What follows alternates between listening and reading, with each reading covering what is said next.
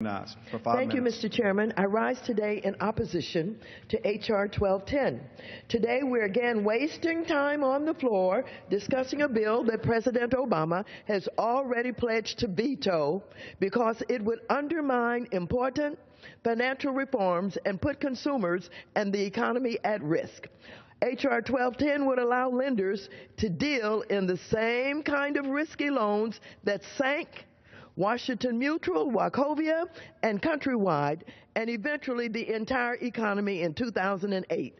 The bill undermines the anti-predatory lending provisions of the Dodd-Frank Act and virtually eliminates one of the most significant consumer protection rules implemented by the CFPB.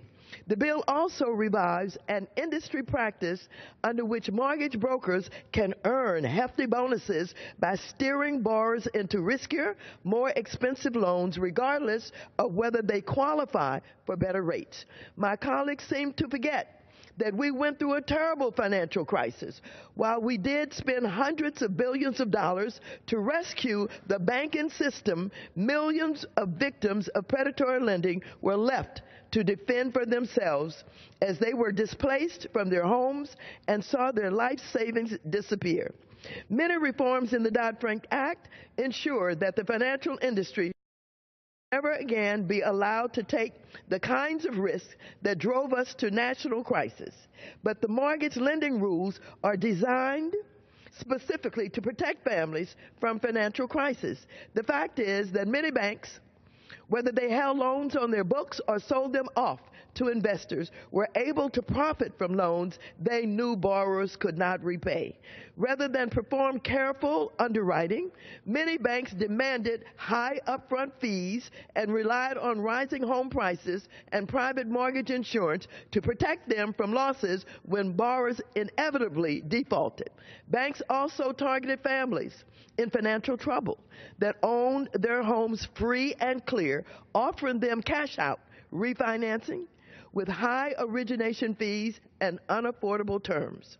Refinances accounted for 70% of subprime lending in the 3 years before the crisis and ended up sapping the life savings from many families who relied on these products to pay for unexpected medical bills or financial hardship. Department of Justice investigations found that lenders specifically targeted, again, minorities with predatory loans, destroying a generation's worth of wealth in many communities of color. Under the new mortgage rules, it's illegal to pay bonuses to brokers for steering borrowers into loans with bad terms. CFPB rules establish sensible underwriting standards so lenders are incentivized to design products that perform over the long run and make sense for consumers. In cases where banks want to make riskier loans with higher fees, they're allowed to do so, but the consumer will have extra protections if the loan goes bad. These include the right to sue for financial and a defense against foreclosure. The mortgage rules make good sense by protecting consumers while still allowing them access to credit and ensuring the economy can grow. These are exactly the types of regulations we should want from our regulators, and the CFPB should be commended for its success. Republicans continue to declare that the Dodd-Frank Act and the CFPB have been bad for the economy. During the last Republican presidential debate, a right-wing group aired a commercial painting the CFPB as a communist bureaucracy and claiming the CFPB staff were responsible for denying loans to consumers.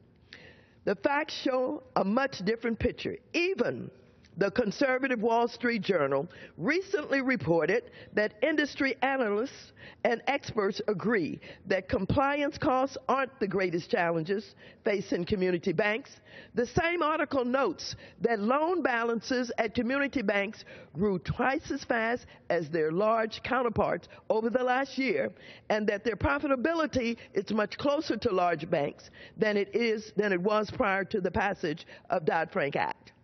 The Mortgage Bankers Association recently revised their expectations for 2016 and 2017 to expect even more growth in housing credit. And this week at the National Association of Realtors annual conference, industry economists pointed to a strong housing market with high prospects for continued growth. It's time for Republicans to realize that Dodd-Frank and the CFPB are not the problem, they're the solution. I reserve the balance.